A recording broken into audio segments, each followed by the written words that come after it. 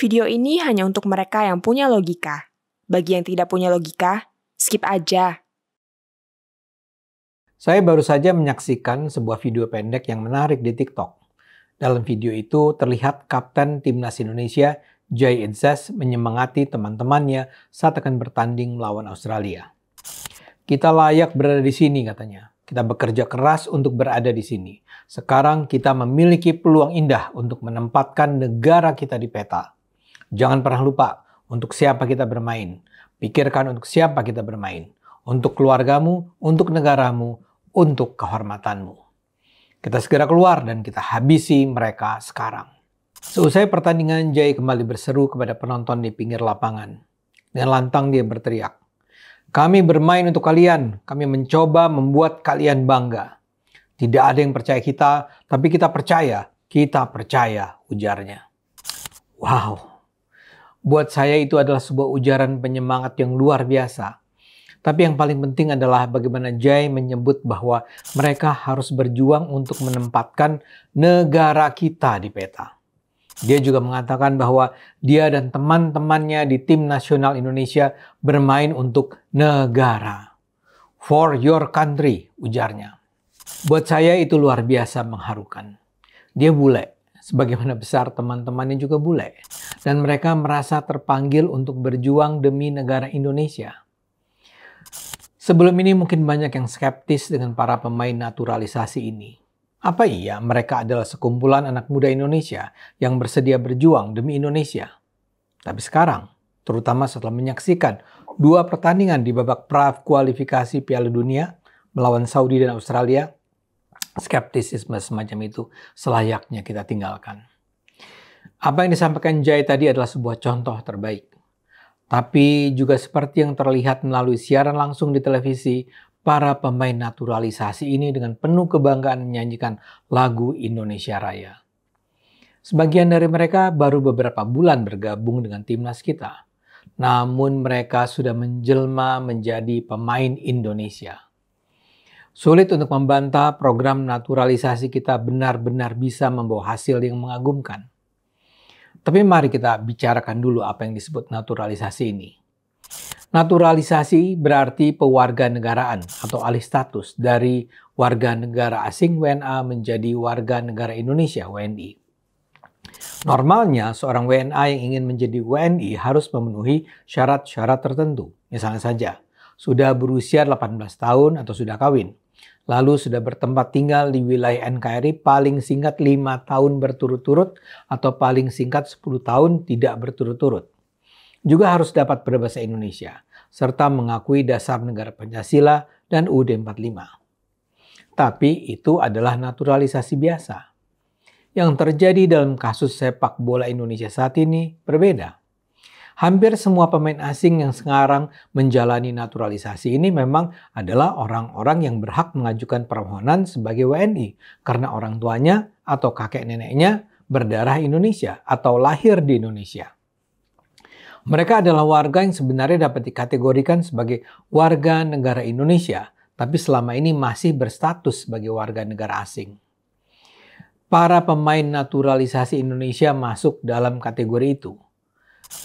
Kita lihat contoh. Kakek dari garis ibu Sandy Walsh berasal dari Surabaya dan Purworejo. Nenek Ivar Jenner dari Jember. Kakek Justin Hubner berasal dari Makassar, Sulawesi Selatan. Kakek Tom Haye dari Solo.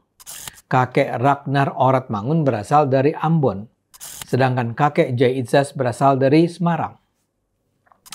Yang agak berbeda memang adalah kiper Martin Paes. Dia tidak berdarah Indonesia, tapi neneknya lahir di Indonesia. Dan itu sudah cukup menjadikan dia layak diterima sebagai warga negara Indonesia. Para pemain ini tidak perlu menunggu selama 5 tahun untuk bisa bergabung dengan timnas. Begitu mereka memilih untuk mengajukan permohonan menjadi warga negara Indonesia, dengan segera permohonan itu akan diproses karena mereka pada dasarnya memang berhak menjadi warga negara Indonesia. Proses naturalisasinya relatif sederhana.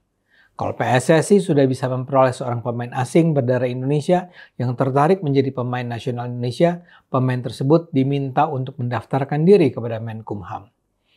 Dia mendaftarkan diri untuk mendapatkan status WNI dan melepas status kewarganegaraan gandanya. Bila sudah oke, si pemain akan mengambil sumpah sebagai warga negara Indonesia. Program naturalisasi pemain ini sebenarnya sudah dimulai sejak berpuluh tahun yang lalu.